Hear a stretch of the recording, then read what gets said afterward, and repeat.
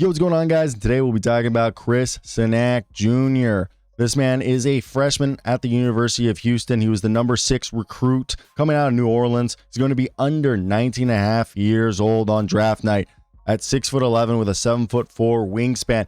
He weighs 240 pounds. He's right now projected to be a mid to late first round pick.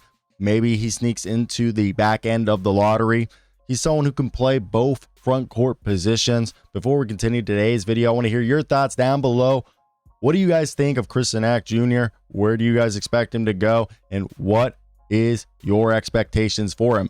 So far, through 27 games, he's been a guy that he's had an interesting year, as there's certain things that he's done that a lot of us have expected him to do, but at the same time, he's also underwhelmed in certain aspects. He's averaged 10 points a game, almost 8 rebounds, an assist a night, a steal a night, half a block, shooting almost 50% from the field, 33% from 3, and 61% from the free throw line, 57% inside the arc, attempting almost 3 threes a night, and about 8 field goal attempts.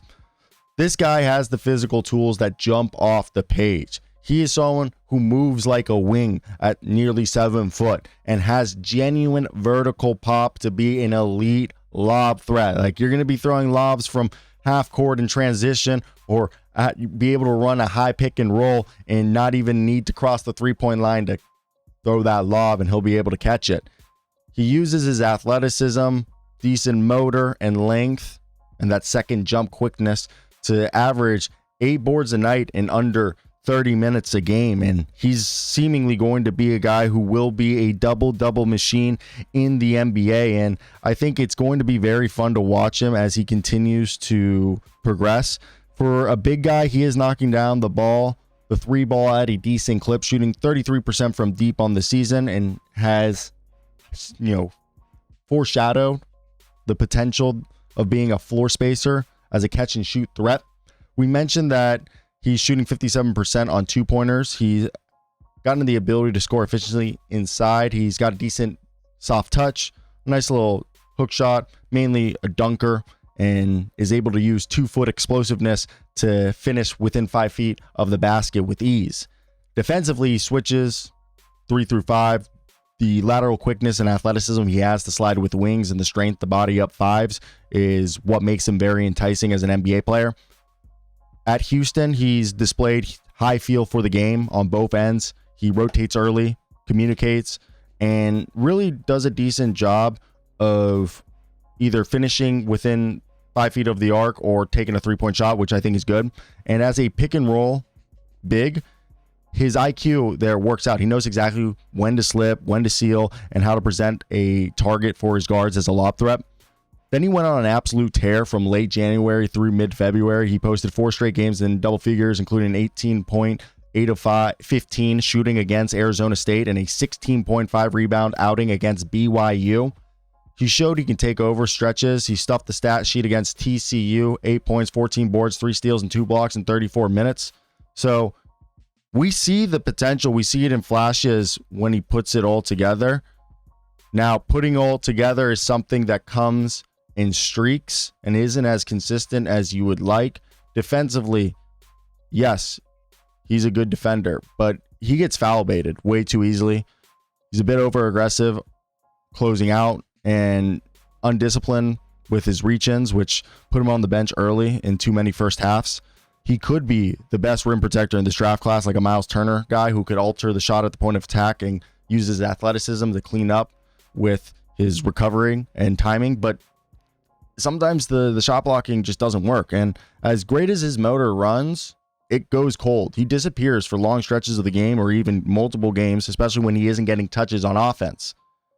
The beginning of the year in November against high major competition, he posted 5 points against Tennessee, 4 against Notre Dame, 2 against Towson, and a 3-game stretch where he shot a combined 4 of 21 from the field. He disappeared, and you could see that he was languishing in the court as a result, and he struggles to finish through contact. Despite being 240 pounds, he avoids bumping bodies, settles for more finesse moves than just dunking over people, sort of like what we see Khalil Ware do earlier in his career.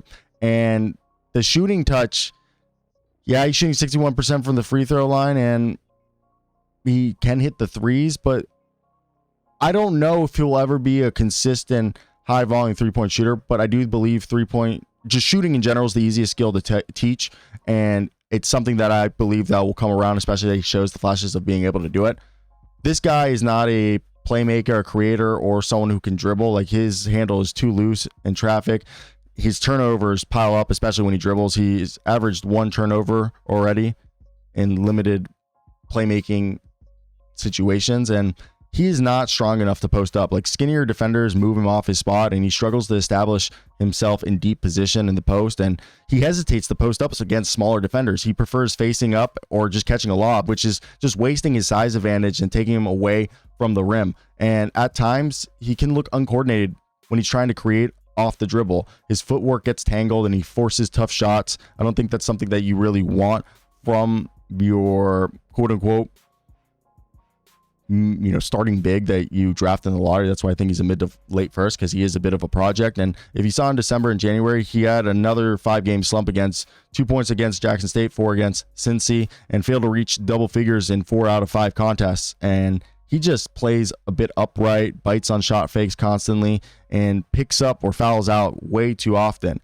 So to me, as a result, this makes Cenac a mid to late first round pick who could, if everything bodes well, be an all defensive caliber big man who has the ability to shoot from 3 at nearly 7 foot with great mobility, has the physical tools and the versatility that you want to see from a modern front court starter. Obviously, he just has to get stronger, more disciplined, work on the jumper, and be able to be more consistent. Now, his time in Houston has to be viewed through the lens of Coach Sampson's platoon system, limiting him to 25 minutes a game. He still struggled with engagement and focusing and avoiding foul trouble, but he was on a team that's trying to win a championship and has no time to wait for him to make his mistakes. So if he can just obviously become a better defender, more disciplined, he kind of looks like a guy that's sort of like Nets big, Noah Clowney. Cenac is a long, athletic big who rebounds well, has immense defensive upside while still being raw offensively. The main difference is Cenac's 240 pounds. He's significantly bigger than Clowney was as a freshman, and I think he has a higher physical ceiling if he learns to embrace contact. As a result, you have a guy who's probably a high-risk, high-reward who could be an all-NBA defensive or all-defensive team caliber player, but he might be at least a year or two away from being able to contribute. This is a longer one than we have in previous videos, so let me know your thoughts down below in the comment section. Ciao.